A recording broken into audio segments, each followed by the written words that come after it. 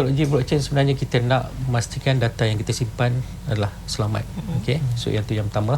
So pada hari ini kita akan bincang aplikasi yang spesifik berkaitan dengan scroll digital. So betul seperti dikatakan tadi, berkaitan dengan bila kita bercakap mengenai blockchain, yang first come timbul dalam pemikiran kita adalah Bitcoin. Okey, sebab yang itulah aplikasi yang mula-mula digunakan teknologi blockchain untuk transfer duit dan sebagainya. Tapi sebenarnya apa blockchain tu? Bagi orang masyarakat di luar sana, Prof, blockchain tu sebenarnya apa konsepnya, formatnya, penggunaannya, bagaimana yang orang tahu. Kalau macam Bitcoin orang kata macam digital currency, nak beli tu, tapi bila sebut blockchain ni sebenarnya lebih besar. Mungkin boleh berikan pencerahan Prof atau Doktor? Assalamualaikum warahmatullahi wabarakatuh.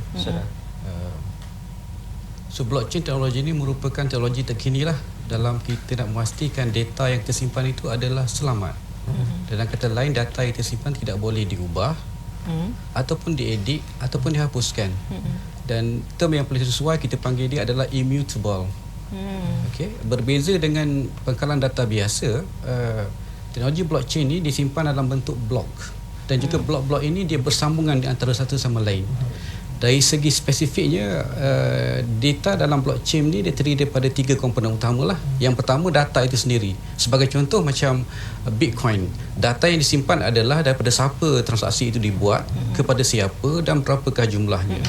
Untuk kami di Uniza, untuk e-scroll ini, data yang kita simpan adalah data scroll pelajar yang terdiri daripada nama pelajar, kemudian program ataupun degree apa yang didapat, kemudian universiti mana yang mengeluarkanlah.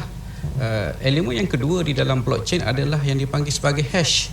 Hash ini merupakan satu fingerprint yang mana setiap blok itu mempunyai fingerprint yang berbeza.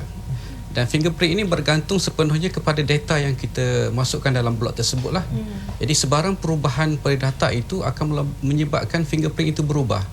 Dan di antara satu blok dengan blok yang lain dihubungkan dengan yang dipanggil sebagai chain dia lah.